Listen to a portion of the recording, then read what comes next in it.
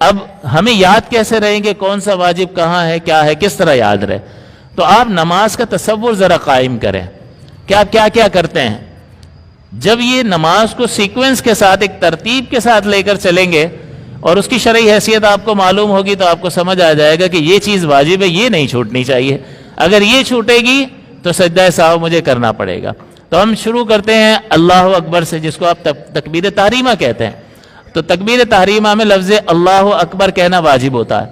اب یہ کوئی بھی نہیں چھوڑتا، کیونکہ کسی کو اتنا پتہ نہیں ہے کہ کسی اور لفظ سے بھی نماز شروع ہو جاتی ہے، تو لہٰذا اس پر زیادہ کلام نہیں کرتے، بس اتنا ہی بتا دیتا ہوں کہ لفظ اللہ اکبر کہنا واجب ہوتا ہے۔ تو اگر کسی نے اللہ الرحمن یوں کر کے نماز شروع کی تو نماز تو شروع ہو جائے گی اس کی، لیکن واجب ترک ہو گیا، لفظ اللہ اکبر کہنا واجب تھا تو واجب ترک ہوا۔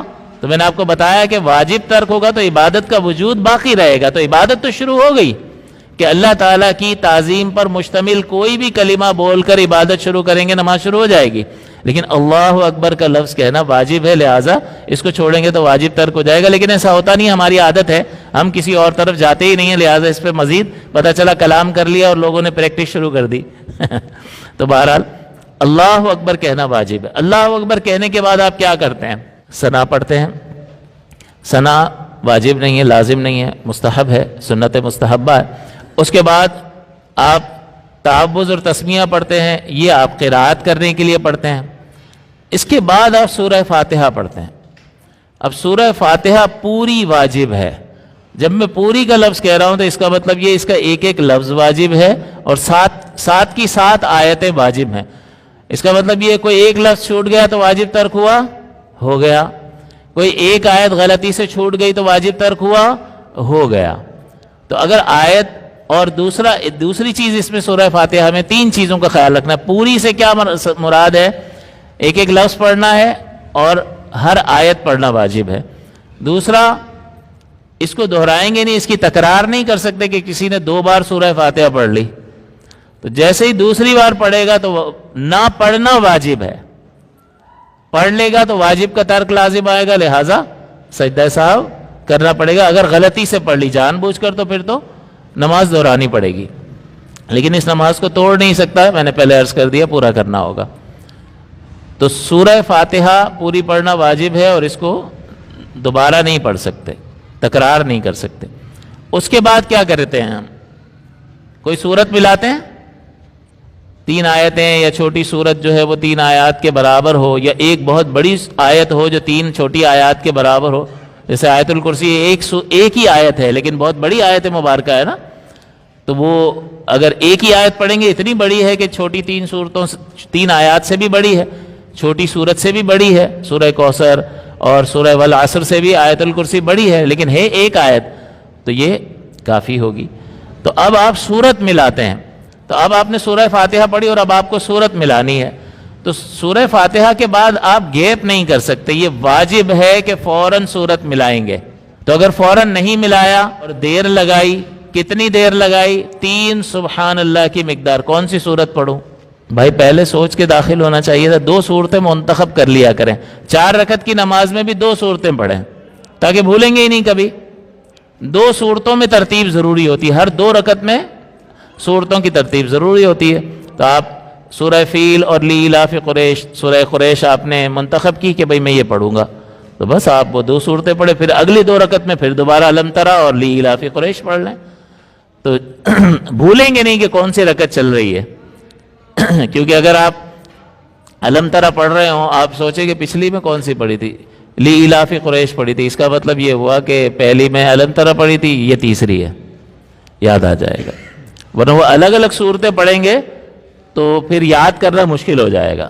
تو ذرا اہتمام کر کے شامل ہوتا ہے آدمی تو آسانی ہو جاتی ہے۔ بہرحال تو صورت ملانے میں فاصلہ نہیں کرنا ہے، اتنا 3 سبحان اللہ کی مقدار دیر ہو جائے تو 3 فاصلہ نہ کرنا واجب ہے، فاصلہ کر دیں گے تو واجب ترک ہوگا، اور واجب اگر ترک ہوگا تو پھر سجدہ سہو لازم آئے گا۔ پھر مزید جو ہے یہاں تک سورت ہم نے پڑھ لی، اس کے بعد کیا کرتے ہیں؟ سورت پڑھنے کے بعد کیا کرتے ہیں؟ رکوع میں چلے جاتے ہیں۔ اب رکوع میں بھی فوراً جانا ہے، کھڑا رہ گیا سوچ رہا ہے کیا کروں، تھوڑا حساب باقی رہ گیا تو وہ کر کے رکوع میں جائے. تو اب جیسے ہی سورت ختم ہوگی فوراً رکوع میں جانا ہے. تو اگر تاخیر کرے گا، اتنی تاخیر کر دی کہ 3 سبحان اللہ کی مقدار دیر کر دی، تو پھر وہی واجب ترک ہوا. فوراً جانا واجب تھا، فوراً نہیں گیا، واجب ترک ہوا، لہذا سجدہ سہو لازم ہوگا. پھر اس کے بعد آپ رکوع میں پہنچ گئے. اب رکوع میں پہنچیں تو کتنی دیر رکیں وہاں پر؟ پھر رکوع سے کھڑے ہوتے ہیں، کتنی دیر ٹھہریں؟ سجدہ ہے، اس میں کتنی دیر ٹھہریں؟ سجدے سے 2 سجدوں کے درمیان جو بیٹھتے ہیں وہ کتنی دیر؟ اس کو کہتے ہیں تعدیل ارکان. تعدیل ارکان یعنی اس میں 1 سبحان اللہ کی مقدار رکنا واجب ہوتا ہے. آپ رکوع میں جھک جائیں گے تو جھکتے ہی ورکعو اور رکوع کرو، اس پر عمل ہو جائے گا، کیونکہ رکوع جو ہے اس کا معنی ہے جھکنا. تو جیسے ہی آپ جھکے اور آپ کے ہاتھ یہ گھٹنوں تک پہنچ گئے، صرف پہنچ گئے تو یہ رکوع کہلائے گا، اور بس پہنچے تو رکوع اللہ کے حکم پر عمل ہو گیا. لیکن اطمینان واجب ہے. اور کتنی دیر اطمینان؟ 1 سبحان اللہ کی مقدار ٹھہرنا ضروری ہے. تو اب آپ جب جائیں گے رکوع میں تو رکوع میں ہم 3 تسبیحات پڑھتے ہیں، لیکن بعض اوقات دیکھا گیا ہے کہ کوئی شخص جلدی میں ہے. تعدیل ارکان وہ جلدی جلدی پڑھ رہا ہے کوئی شخص آ کر، اور 1 سبحان اللہ کی مقدار بھی نہیں رک رہا، تو وہ فرض تو ادا کر رہا ہے، اس کی نماز ہو گئی، لیکن وہ واجب کا تارک ہے. نبی اکرم صلی اللہ علیہ وسلم کی بارگاہ اقدس میں ایک صحابی تشریف لائے، حضور تشریف فرمائے، آپ نے ملاحظہ فرمایا صحابی نے نماز ادا کی. نماز ادا کر کے وہ آئے، حضور کو سلام کیا اور حضور کے پاس بیٹھ گئے. حضور نے فرمایا قم، کھڑے ہو جائیں، فصلی، نماز پڑھیں، فإنک لم تصلی، کیونکہ آپ نے نماز نہیں پڑھی ہے. ابھی تو پڑھ کر آئے حضور نے ملاحظہ بھی فرمایا. وہ چلے گئے، حکم کی تعمیل کر کے دوبارہ پڑھ کر آ گئے. حضور نے پھر فرمایا قم فصلی فإنک لم تصلی، کھڑے ہو جائیں، نماز پڑھیں، آپ نے نماز نہیں پڑھی ہے. پھر چلے گئے، پھر پڑھ کر آ گئے. پھر حضور نے فرمایا قم. تو انہوں نے کہا حضور مجھے تو ایسی ہی آتی ہے، میں کہاں غلطی کر رہا ہوں، مجھے سمجھ میں نہیں آ رہا، آپ اگر مجھے تعلیم فرما دیں تو میں اصلاح کر لوں. تو حضور نے فرمایا کہ جب نماز کا وقت ہو جائے تو ایسی طہارت اختیار کر جیسی طہارت کا اللہ نے تجھے حکم دیا ہے. پھر قبلے کی طرف رک کر، پھر اللہ اکبر کہہ کر نماز شروع کر، پھر تجھے جتنا قرآن یاد ہے وہ قرآن تو پڑھ، اور پھر ان ارکان میں تو اطمینان اختیار کر، یعنی ٹھہر ٹھہر کر وہ ارکان ادا کر. تو وہ صحابی جو ہے تعدیل ارکان کو ترک کر رہے تھے کہ جلدی جلدی آپ کھڑے ہو رہے تھے، اس لیے حضور نے 3 بار ان سے نماز پڑھوائی، تاکہ ایک چیز بار بار کروائی جائے نا تو اہمیت کا احساس ہوتا ہے کہ بہت زیادہ اہم تھی، تبھی تو حضور نے 3 بار پڑھوائی. اور اس کے بعد بھی 3 بار پڑھنے سے ٹھیک نہیں ہوئی، بلکہ اس چیز کو صحیح کیا اور پھر 4تھی بار پڑھی. تب حضور نے فرمایا، تعلیم کے بعد جب پڑھی تو پھر.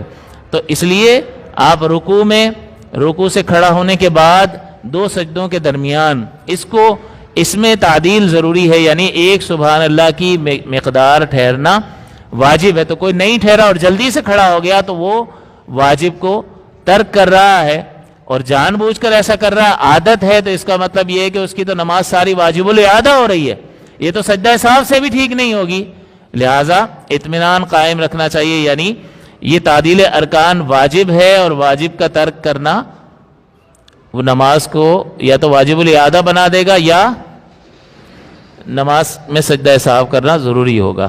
رکوع سے سیدھا کھڑا ہونا یہ بھی واجب ہے. ایک تو یہ نا میں نے ابھی بیان کیا کہ کتنی دیر کھڑا ہونے کے بعد ٹھہریں گے، لیکن یہ رکوع سے سیدھا کھڑا ہونا اور 2 سجدوں کے درمیان سیدھا بیٹھنا یہ بھی واجب ہے.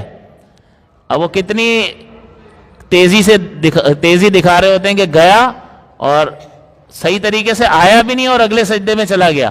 یہ آپ نے مشاہدات کیے ہوں گے، دیکھا ہوگا. تو یہ واجب کا ترک کر رہا ہے یہ شخص.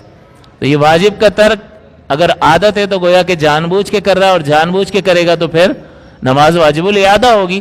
اگر بھولے سے ہو گیا کہ خیال ہی نہیں رہا اور یہ سیدھا بیٹھا بھی نہیں، 1 سبحان اللہ کی مقدار ٹھہرا بھی نہیں، تو نہ سیدھا بیٹھا تب بھی، یعنی سیدھا اگر نہیں بیٹھا، اتنا بیٹھا اور 1 سبحان اللہ کی مقدار رک گیا تب بھی واجب ترک ہو گیا. تو سیدھا بھی کرنا ہونا ہے اور 1 سبحان اللہ کی مقدار بھی ٹھہرنا، ہی دونوں الگ الگ واجب ہیں. تو اگر یہ ترک ہوں گے تو سجدہ سہو لازم آئے گا.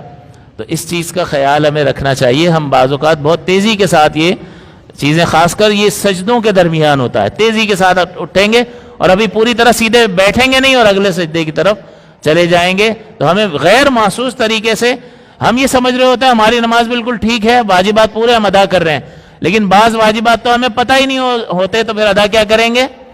تو اس لیے اس کی طرف توجہ، ہو سکتا ہے یہ بہت سارے لوگوں کے ذہن میں یہ چیز نہ ہو۔ سجدہ کرنے کے بعد آپ بیٹھتے ہیں، اس کو کہتے ہیں قاعدہ۔ قاعدہ کا مطلب ہوتا ہے بیٹھنا۔ اب یہ جس بھی نماز میں دو قاعدے ہوں گے، وہ کون سی نماز ہوگی؟ 4 رکعت والی نماز میں 2 بار بیٹھتے ہیں، 2 رکعت کے بعد پھر چوتھی میں، 2 رکعت کے بعد پھر آخری میں، 3 رکعت والی میں بھی 2 بار بیٹھتے ہیں۔ جو ہے قاعدہ وہ واجب ہوتا ہے، آخری قاعدہ فرض ہوتا ہے۔ فجر میں 2 ہی رکعت ہیں تو ایک ہی قاعدہ ہے تو وہی فرض ہے، وہ واجب نہیں ہے۔ لیکن ظہر کی 4 رکعتیں ہیں تو پہلی بار جب 2 رکعت کے بعد بیٹھیں گے تو وہ واجب ہے، اور چوتھی رکعت میں بیٹھیں گے تو وہ بیٹھنا فرض ہے۔ تو چوتھی رکعت والا اگر چھوڑ دیا اور 5ویں کے لیے کھڑے ہو گئے اور 5ویں کا سجدہ بھی کر لیا تو یہ تو نماز ہی فاسد ہو جائے گی، یعنی فرض اس کے باطل ہو جائیں گے، نفل کی طرف منقلب ہو جائے گی نماز۔ تو آخری قاعدہ فرض ہوتا ہے۔ جس نماز میں 2 قاعدے ہیں، 2 بار بیٹھنا پڑتا ہے، تو پہلی بار بیٹھنا واجب ہوتا ہے۔ تو اگر کوئی شخص وہ قاعدہ بھولے سے چھوڑ دے تو سجدہ سہو لازم آئے گا۔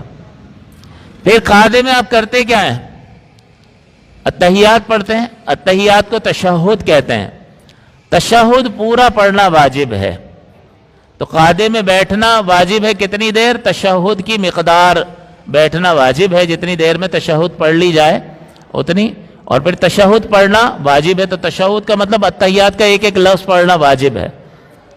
اگر اتحیات رہ گئی تو یہ بھی واجب کا ترک ہوا۔ پھر اتحیات پڑھنے کے بعد کیا کرتے ہیں؟ آپ سلام پھیریں گے، درود ابراہیمی پڑھیں گے، اور اس کے بعد دعائیں کرنے کے بعد، یہ سب سنتوں میں آتے ہیں، اس کے بعد واجبات نہیں ہیں۔ آپ سلام پھیر دیتے ہیں تو سلام میں کیا واجب ہے؟ لفظ السلام واجب ہے، دونوں بار کہنا، السلام یہ واجب ہے، علیکم واجب نہیں ہے۔ پھر اس طرف سلام جب پھیریں گے تو السلام واجب ہے۔ تو کسی نے ایک طرف سلام پھیرا اور کھڑا ہو کے چل دیا تو نماز اس کی ہو گئی، لیکن دوسری بار سلام والا واجب ترک کر دیا، لہذا اب سجدہ سہو واجب ہو جائے گا۔ یعنی وہ اگر فوراً کر لیتا ہے تو نماز اس کی ہو جائے گی، لیکن کھڑا ہو گیا، چلنے لگ گیا، باتیں کرنے لگ گیا، تو اب تو اس میں آ کے سجدہ کر نہیں سکتا، تو اب وہ دوبارہ نماز پڑھے گا۔ تو اب دیکھیں آپ نے ایک سیکوینس قائم کیا، ایک ترتیب کے نماز میں شروع کر رہا ہوں، تکبیر تحریمہ میں اللہ اکبر کہنا واجب ہے، کوئی اور لفظ کہیں گے تو نماز تو شروع ہو جائے گی، اللہ کی تعظیم پر مشتمل کوئی اور لفظ کہیں گے تو، لیکن اللہ اکبر چھوڑا تو سجدہ سہو لازم آ جائے گا، لیکن یہ کوئی نہیں چھوڑتا۔ اس کے بعد آپ سورہ فاتحہ پڑھتے ہیں۔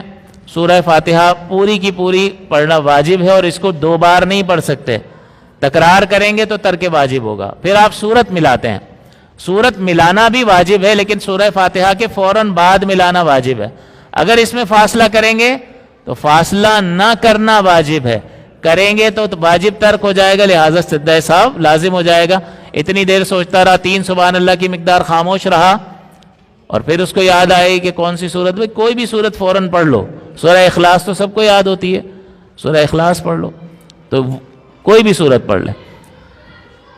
اس کے بعد جب قرات آپ نے کر لی، فوراً آپ کو رکوع میں منتقل ہونا ہے، کھڑے نہیں رہنا ہے، تو فوراً رکوع میں جانا واجب ہے۔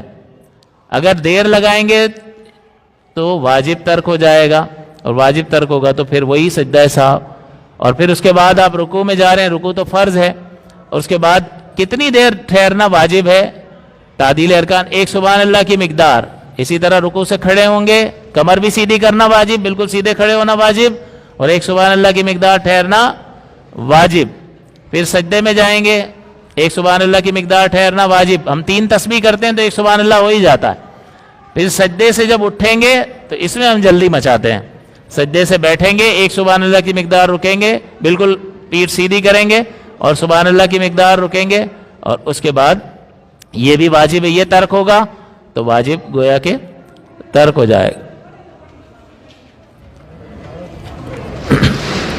تو یہ واجب ترک ہو جائے گا۔ سجدے کے بعد قاعدہ جو ہے، ہر جس نماز میں 2 بار بیٹھنا ہوتا ہے اس میں پہلی بار بیٹھنا واجب ہے، اگر یہ چھوٹ گیا تو واجب ترک ہوگا۔ دوسرا اس میں اتحیات پڑھنا واجب ہوتا ہے اور پوری اتحیات پڑھنا واجب ہوتا ہے، اس کو